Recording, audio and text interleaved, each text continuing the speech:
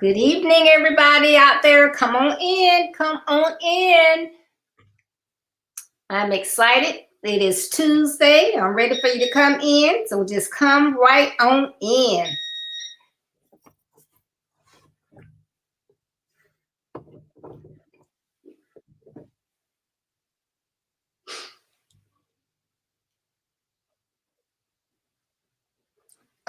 Welcome to Build Your Best Life.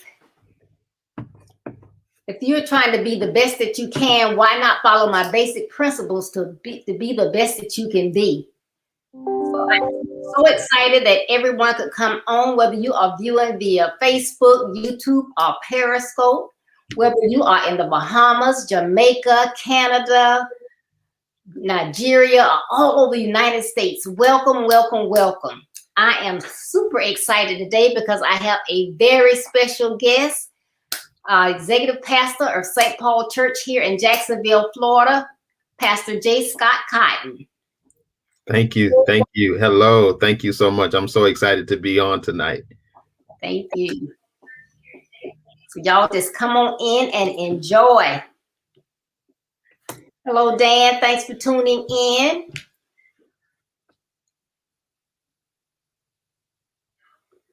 Well, let me tell y'all a bit about Pastor Cotton. Pastor J. Scott Cotton is executive pastor for St. Paul Missionary Baptist Church of Jacksonville. He was reared in Jacksonville, Florida. Pastor Cotton received his formal education in the public school system in Duval County. Pastor Cotton received his Bachelor of Science in Business Management and Master of Business Administration from the University of Phoenix. Pastor Cotton earned a Master of Divinity with a concentration in Christian leadership from Liberty Baptist Theological Seminary. Pastor Cotton became the Minister of Youth and Young Adults in 1997 under the leadership of Dr. John E. Guns. Pastor Cotton served as Program Director, assisted in leading the church in the development of Project TAG, which was Teen Abstinence Groups, which was funded by the Florida Department of Health. In 2008, after successfully fulfilling other staff positions, Pastor Cotton was promoted to executive pastor. The responsibilities of this elevation include providing pastoral leadership for the day-to-day operations, leadership development, ministry development, and oversees ministry administration of the connection ministries of St. Paul. Pastor Cotton also oversees the kingdom leadership training of the church and teaches a one-year leadership training program called Leadership St. Paul and Emerging Leaders Mentorship. As elected pastor, Pastor Cotton oversees the pastoral team of St. Paul. Pastor Cotton is the primary preacher teacher of Sunday on Tuesday noonday worship service. Pastor Cotton is the lead facilitator for Operation Save Our Sons. He serves as a board member of the Global United Fellowship Christian Education under the leadership of Bishop John E. Guns, Bishop of Christian Education, and His Grace Bishop Neil C. Ellis, presiding prelate. Pastor J. Scott Cotton is the founder and CEO of Cotton and Company Leadership Company Incorporated, which consults churches and organizations on staff development, leadership development, and ministry development, and is a certified leadership coach.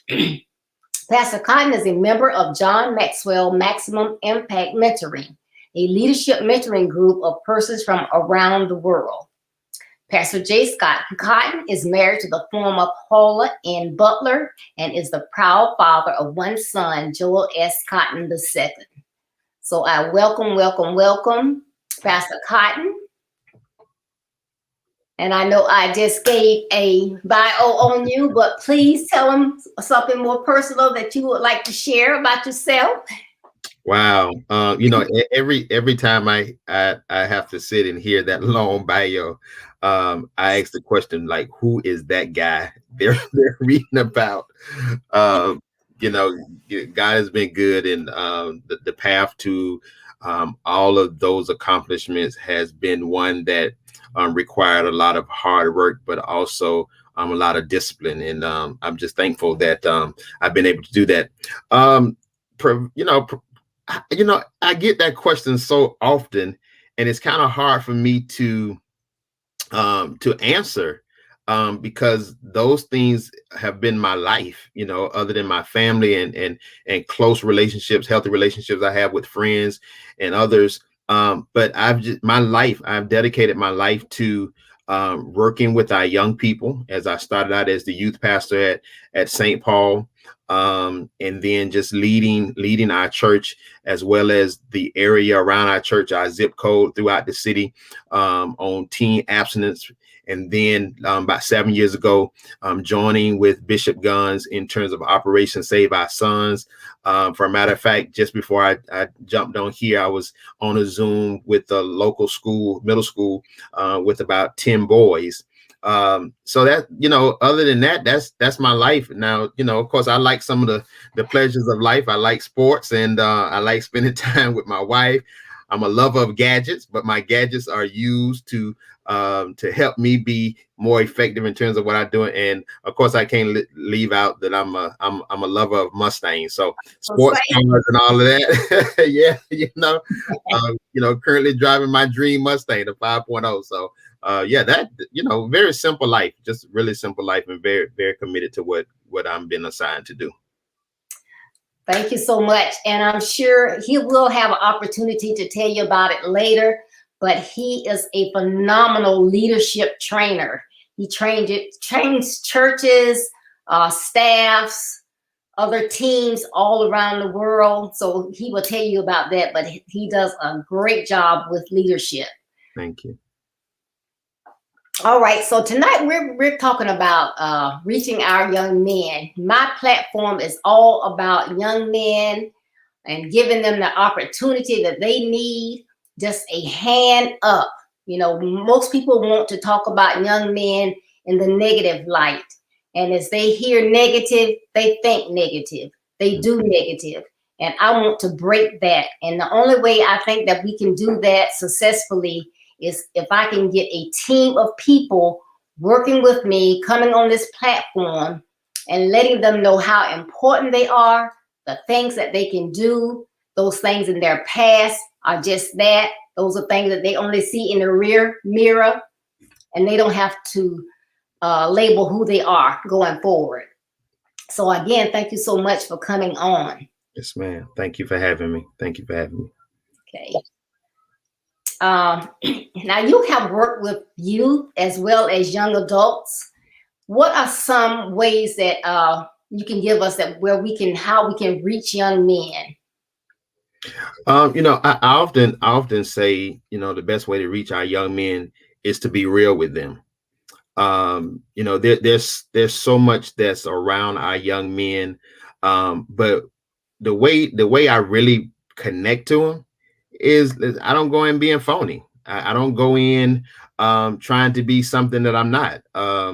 I go in and a lot of times I'm very transparent. Of course, when they find out that my title or my assignment is executive pastor, they kind of take a step back. But I tell them I haven't always been a pastor, I haven't always been an executive pastor, and I've been where they are, and I've shared stories about my, where I was in middle school, where I was in high school, and the goal is what's on the other side of what you want to, where you are and what you want to be, and letting them know I believe in them. I think so often they hear, like you said, they hear the negativity so often. And they want people to believe in who they are. They want people to believe that that they have a bright future. Now, the one thing I tell them all the time is, listen, I can't believe it more than you, but I can definitely believe it. And I do believe that that they can be successful in a very healthy way. So I think it's about really just connecting with them, letting them know that that I'm not, you're no superhero. I'm no superhero. I've had my challenges. I had my struggles in school. I've gotten in trouble before.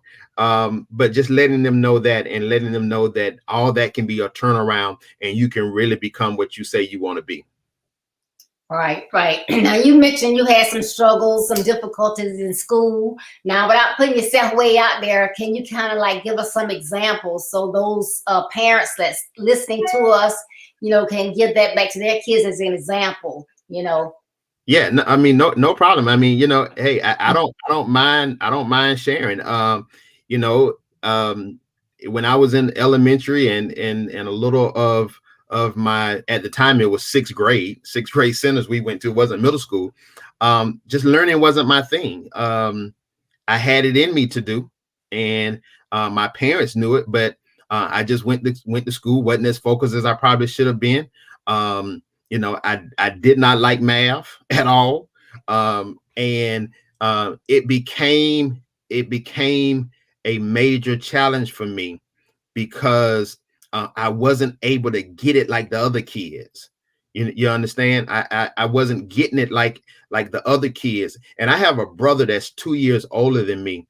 That is just, to me, has always been just a smart guy. And going to the schools and going to some of these classes and having the teachers that he had, they thought that I was going to come in there and be just as smart as he was. And I honestly, I wasn't. So that made me defiant in a lot of ways. And I always been a talker. So getting in trouble, talking in class, talking in the class a lot of times. So yeah, I remember maybe once or twice I had to go to summer school because taking tests was anxiety for me. I would have these anxiety attacks when it came time to take tests. So no, I don't mind sharing that. I think, one of the things that my parents did was they were patient with me. They were patient with me, and they encouraged me. They didn't encourage me to be like my brother. They didn't encourage me to be like the other kids in the class. They encouraged me to be Scott, and to just work hard and apply myself. My dad used to say that all the time. Scott, you just have to apply yourself. It's in you and you can do it. So by the time I got to high school, I developed this mindset that I was enjoying learning something new, and that's how I started making that turn. I just really started enjoying learning because it was opening up a whole new world for me.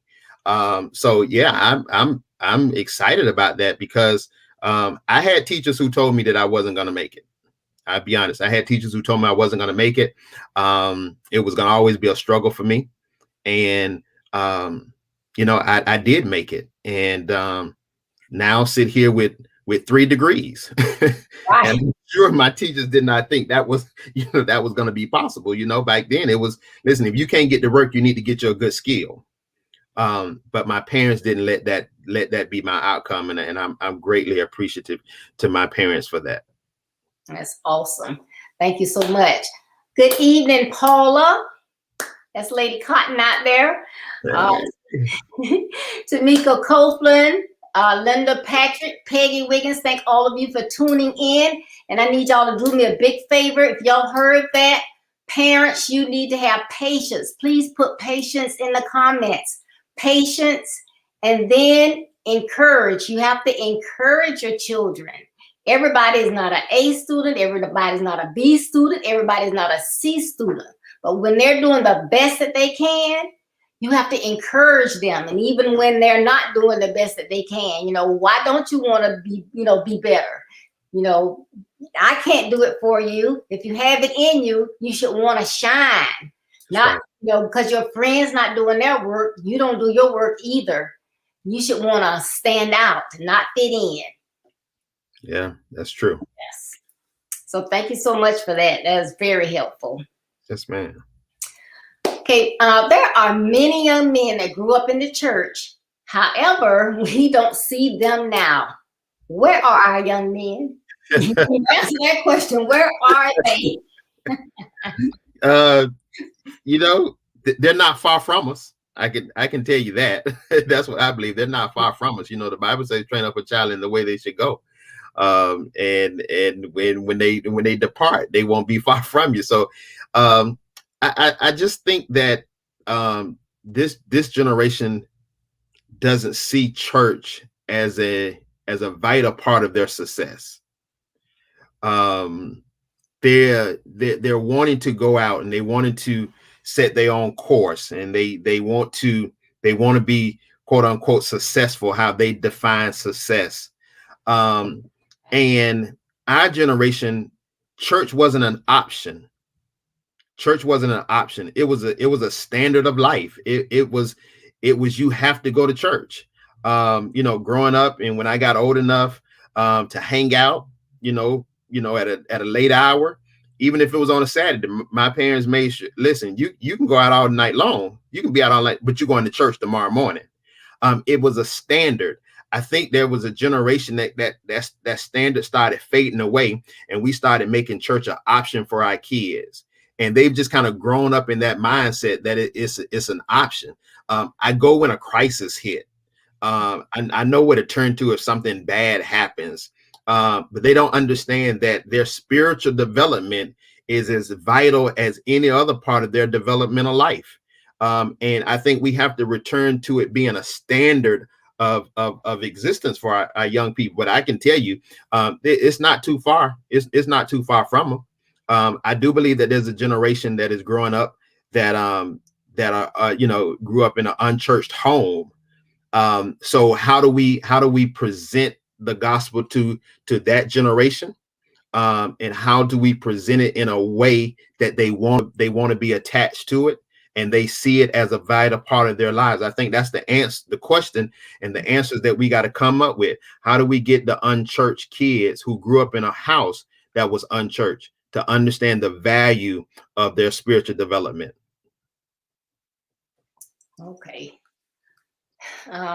Yes, because it's well, I guess it doesn't hurt, but it's because I've worked with children for I know Pastor looked at me like I had lost when I said 50 years, but I've been working with kids since I was 16. So to see them so involved, and they grow up in the church and they're doing so much, and then it's like they go away to school and then you don't see them anymore. So it's like, okay, where are they? Where are they? Can y'all come back? And I think sometimes the environment of when they go off to school just kind of presents them a whole nother world, and different options, unfortunately. By the way, I remember you working with kids in our church, in my 41 years of being at St. Paul, growing up and joining at 10 years old. Yes, I do remember you doing some things and doing a lot of things with our young people. But I've heard young people say this, that they went to church so much. It's sad, but it's like they went to church so much, their parents made them go to the church, and somewhere in their mind they begin to form right up under us that once I'm at my parents' house, I'm not doing this church thing like that. I'm not gonna do it. And then it trickles down to, I'm not gonna make my kids go through that. I mean, my son, who's 25, he was raised in the church. We kept him in church. His mom kept him in church. And now, he doesn't go as often as he probably should. I mean, he's still connected to a church. But you would think that it would be a every Sunday thing.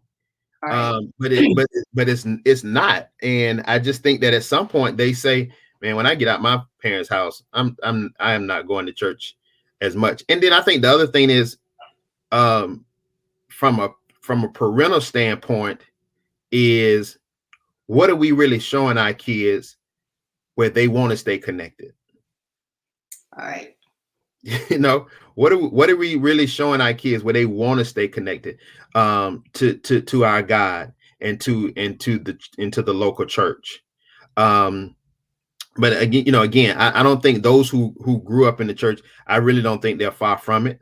I think they still maintain a spiritual walk. It's just that, it's an ongoing discipleship, is a lifelong journey.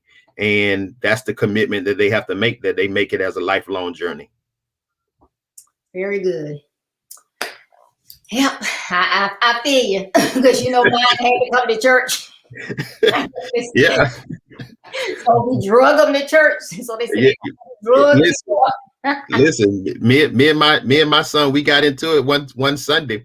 And I had to have my wife call Bishop and tell Bishop I was gonna be late because he said he didn't want to go to church that Sunday. And I was like, no, everything in this house is going to church. It's going to church. So you going to church. And we had a good come to Jesus moment. But you know what? Since he's been out and he started his career, period, I would ask him, hey son, you praying? Hey son, you reading it? And we end up having a very good conversation. And he said, Daddy, those things are instilled in me. They're part of who I am, and I do it. And now he's married. He said, my wife and I, we pray together. We read our word. So he was like, so you don't have to ask me that every time we talk on the phone. So you might not see me, but I got it. But yeah, he's down in Tampa, so I want him to find a good church home that he feels connected and feel the love that both of them need. So yeah, that's good because we have the virtual church now, and I think that COVID came for many reasons, and that's one thing. A lot of people love the virtual church. And I think a lot of our young people will stay with that. So, but absolutely, they are, getting the word. They have that covering because, of course, parents like yourself, me, and others that are on, we pray for our children and we cover them, but we want them to have that life for themselves. You should be able to call on God when you need it. Yes, absolutely. So, yeah, absolutely. That's good. And we've been talking about your son, but my next question, you have raised a son and he is successful. He's, what is it, Navy? Yeah, he's in the Navy. Right. Yes. So what 3 tips can you offer to our parents and others who are willing to assist young men? 3 tips that you can offer them, because I think that you have done a successful job. So you can offer some tips. Thank you. And I would definitely hope that that is true, and I believe it is. He is successful in the Navy in the short time that he has been in, and he's married a beautiful young lady who is a successful traveling nurse. So they both have some wonderful careers. The first thing that I would offer is, and I alluded to it earlier, is being patient with them. I think that's really, really important because our kids they're not perfect and they're going to make some mistakes. Right. And I had to realize that, I had to come to realize that my son is going to make some mistakes. His path is not my path. But I understood that I have to be patient in helping him become everything that he wanted to become, because the thought of what he wanted to be changed so often, and I didn't shove anything down his throat. Now I did, and I do even to this day, tell him what I know and believe is God's will for his life. I keep that before him, and I believe at some point he's gonna have to stand before God and manage that moment of what God ultimately is calling him to. But I had to be patient. The other thing is, raising kids, you have to have some level of partnership. You have to have some level of partnership. The interesting thing with me raising my son is his mom and I got a divorce when he was very young. But we both made a commitment that we were going to stay in a healthy place and partner to raise him. And that's exactly what we did. We partnered with raising. And then, of course, when I met Paula and decided to marry her, as God was instructing me, the 3 of us, we all sat down and we had a conversation about how we would partner in parenting this young man, and we made him the priority. So often in those type of situations, it become about the parents. You're dealing with issues that you're mad at this person, and whether we want to believe it or not, at some level it begins to affect the child. Right. Well, we sat down and we all had a conversation, and we all decided on how it was going to be. and what we would do as a nucleus of parents who would help him become what he wanted to become. And we stuck to that. We stuck to that. So I think it's a matter of parentinghood. Now, if your situation is different, I know that when I was growing up, the community partnered with our parents. Right. Community partner with our parents. If I was caught doing something by one of my neighbors, my neighbor would deal with me and then tell me, go home and tell your parents. And you knew you was going to get it all over again, because if you didn't go home and tell them, they were going to tell them. So it's about finding a team or another parent or someone that you can help you raise your kids in a very healthy way. So I think one is patience, two is being in partnership. I think the third one is listening to our kids. Listening to our kids. We have to sometimes be slow to speak, but be more willing to open our ears and hear where our kids are.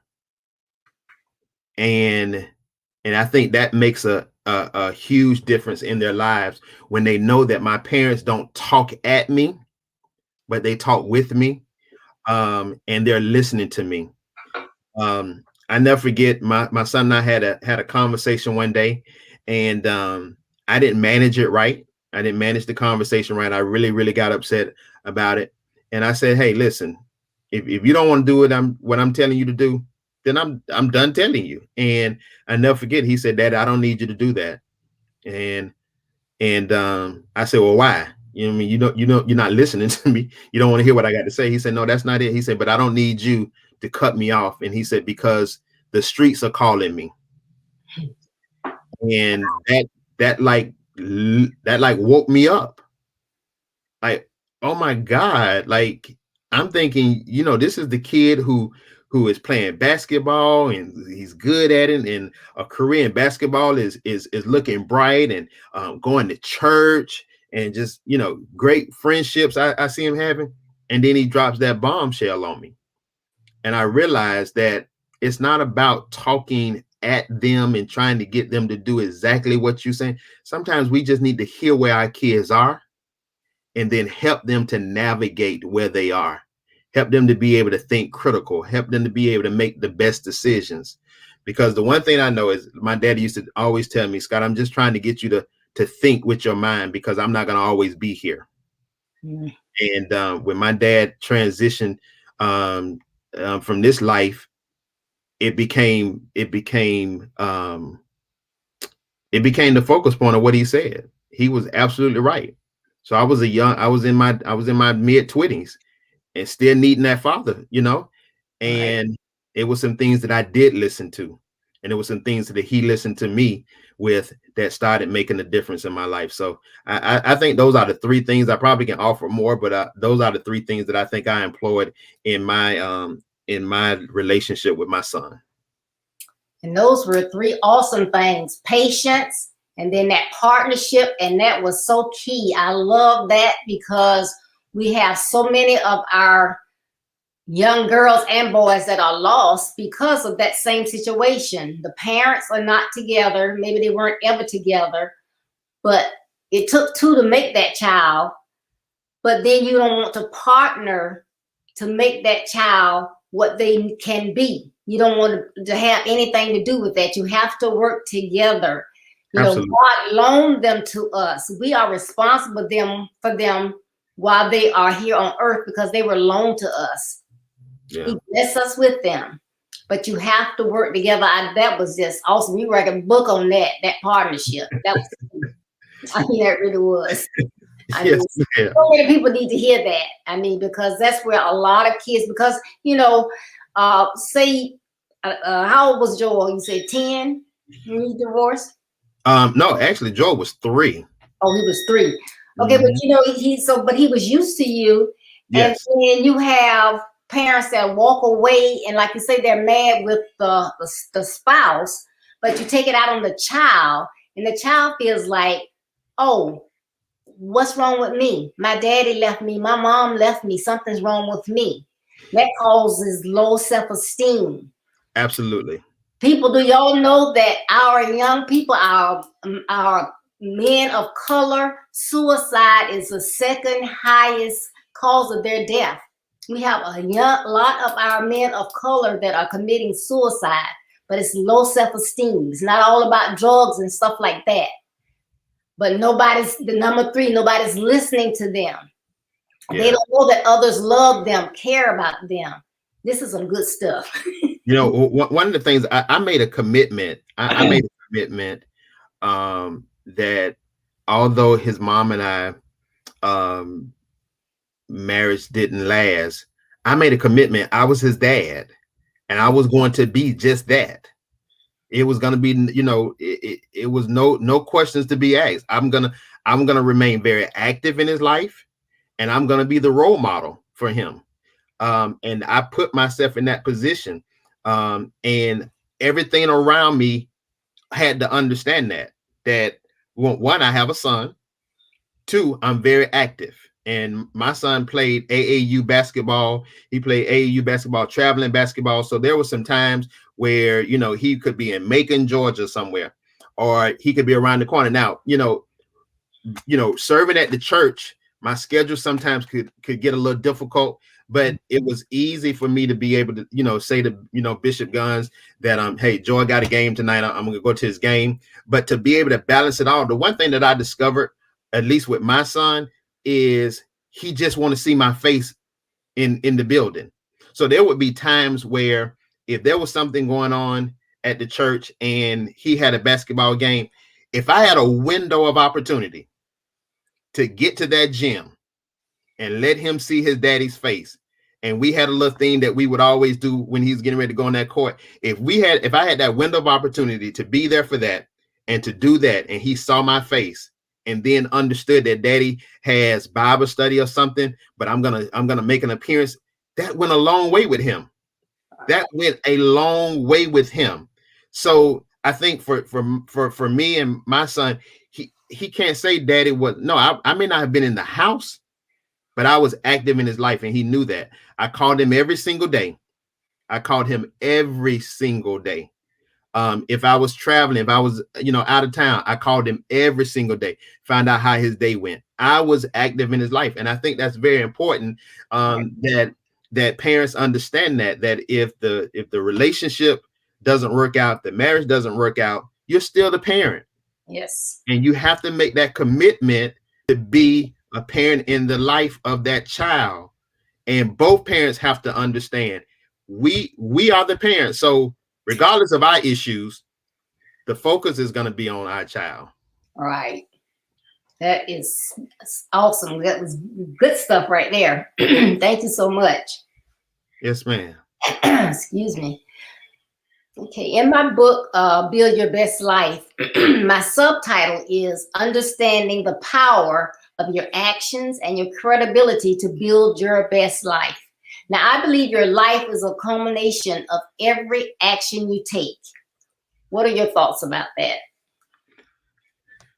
I believe that. I believe that, you know, whatever we're doing in life is going to eventually show up somewhere in our lives. And the decisions we make in life is going to dictate the next moment of our lives. And I believe that the power of my actions is going to determine where I go in life. That's just it. That's to me that is so important. And that's something that was instilled in me as well from my parents. And the credibility to build that is when people see you really trying to make the right decisions in life and you move in the right manner that is going to help you. You know, it's funny that when I look back over my life now, some things that I was doing really could affect where I am now. You know, it could have been a break me deal or situation.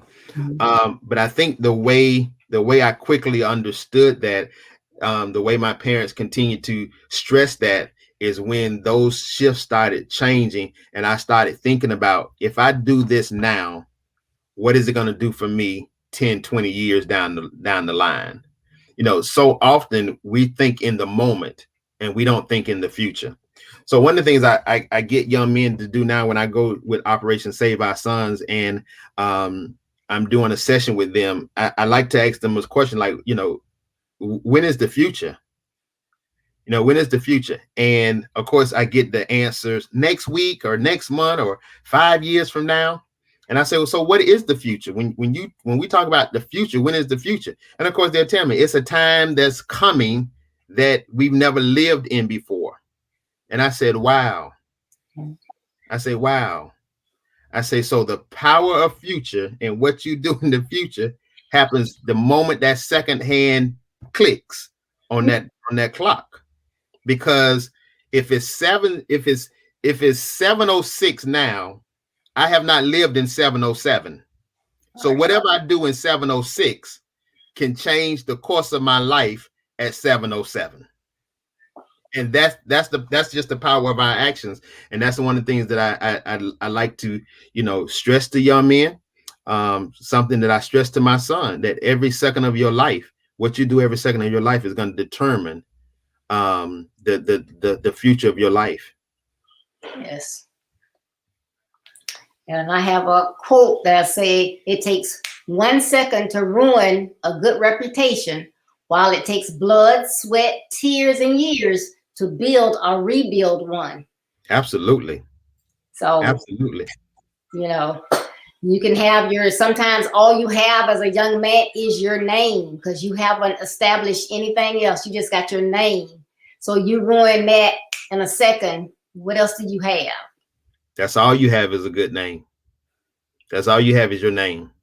And however people call your name is they can either call it in a good manner, or they can call it in a bad manner. And it's up to you on how you want your name to be used. Yes, it is. Yeah. All right. This has been awesome. Do you have some closing tip or thought that you want to leave with everyone? Your focus is on young men. And again, I have my wife and I currently have a 6-year-old in our house. It's my sister-in-law's little boy. And I began to see some behavior in him that was unhealthy, even at this young age. Actually, he was about 4 at the time. And I knew he needed some help. He needed some direction. He needed someone who could help guide him. And I literally just kind of took him. I didn't ask my wife, could we? I didn't even ask my sister-in-law. I went and told my sister-in-law, because we were active in his life, and so the school would call and with some concerns and everything like that. So I took him, and he's now been with us going on two years now. And I thank God for the opportunity to be in a position to do that. But I think we all have to be dedicated to our young men that are dying at alarming numbers, going to prison at alarming numbers. And we can't be blind to that. We have to be able to create a standard for them and stop giving options for them. We have to pour into them what they need to be successful, and to push them to think at a different place. If you don't feel like you can do it, again, as I stated earlier, get somebody, partner with someone, build a village around your child. Build a village around your child. Ask for help. Don't get frustrated. Don't get frustrated at all. Okay. And if you do get frustrated, which is sometimes a normal emotion, let it become a healthy guide for you seeking help for your child. Okay. And then believe that they are good. Believe that they are good. Miss Smith, I'm committed to Operation Save Our Sons because I've had to alter my Saturday plans to walk down the aisle of our church and hearing a mother and a grandmother and friends crying out, why my baby, why my friend, he didn't deserve this. He was a good boy. And I discovered they were absolutely right. They were absolutely right. He was a good boy who made a bad decision. And sometimes that bad decision starts first with the people that they are around. The moment they decide to be around certain people, then the next decision is the actions they do with those individuals. So I discovered that mother was right. That grandmother was right. Those friends were right. He was a good kid. But we have to make sure that we guide them and get them to understand how important relationships are, how important self-esteem is, believing in themselves, how important it is to ask for help and not give up. And then, of course, the connection to a church and the foundation of their spirituality. I never leave that out. All of that is important. And I think if you can grab that, then, and we can grab that as a community, then we'll see a lot of successful young men coming out of our neighborhoods. Oh, that's wonderful. And yes, we do need a village.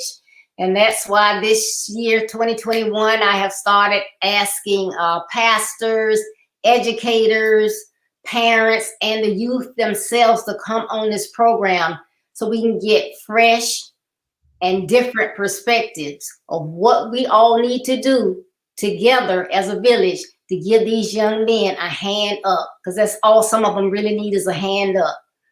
In their respective places, they need different things, but a lot of them, all they need is a hand up, somebody to tell them a right way from a wrong way, because some of them just don't know. Yeah. So I appreciate everything that you have said tonight. It has been awesome. Thank you so much for having me. I appreciate it. Okay, and to go along with my platform, Build Your Best Life, I have written a book. Which way I'm going? Build Your Best Life. It is a companion with my platform. And it has all my basic principles in here to help our young men. And it not only helps young men, I always say that, but that's what the platform is about. But it's for parents, grandparents, mentors, coaches, pastors, everyone that can be a part of that village to assist these young men. It's for everybody. And so you can go on my website, www.buildyourbestlife.org. and order your autographed copy of that book. It's www.buildyourbestlife.org. And also, if you go on my website, you can read my weekly blog, and you can go on social media to look at my various posts. Before you go, Pastor Cotton, and like I said earlier, he is a wonderful, esteemed leadership trainer, and he has some other things going on. So if you can tell us a little bit more about your businesses and what you have going on, and let them know how to contact you, that will be great. Yeah, I'm a lover of leadership, and I believe that everyone is born to be a leader. I just believe that we have to get persons to know what type of leader they want to be and be the right one that influence people in a very healthy way. So I do leadership coaching. Persons who want to strengthen their leadership role and how to manage where they are in terms of their church or their organization. I am on Facebook. My company is on Facebook. Cotton and Company Leadership Group is on Facebook, is on Instagram. And you can reach me that way. I do have my own personal pages, J. Scott Cotton. You can reach out to me on all of the social media platforms, and I would love to connect with you and work with you as an individual, even work with your young men in terms of their leadership, and help them develop the characters of being a great leader. So thank you so much. Thank you so very much. Thank you. And don't be surprised if I call on you again. This has been great. I really enjoyed it. Yes, ma'am. Anytime. Anytime right. You need to call on me. Thank you so much. Thank you so much. Right, and Paul, thank you for allowing him to be on here with me tonight. No, it took him away from home. Well, he's probably still home, but anyway. So thank you so much. And everyone have a great rest of your Tuesday evening. And Thursday, as promised, at 6:30 p.m. Eastern Standard Time, Brady Robinson will be on. She's a financial expert, and she will be telling you about finances and how to get that financial stability. So tune in Thursday at 6:30 p.m. Everybody be blessed. Love you. Bye-bye. Bye-bye. Thank you.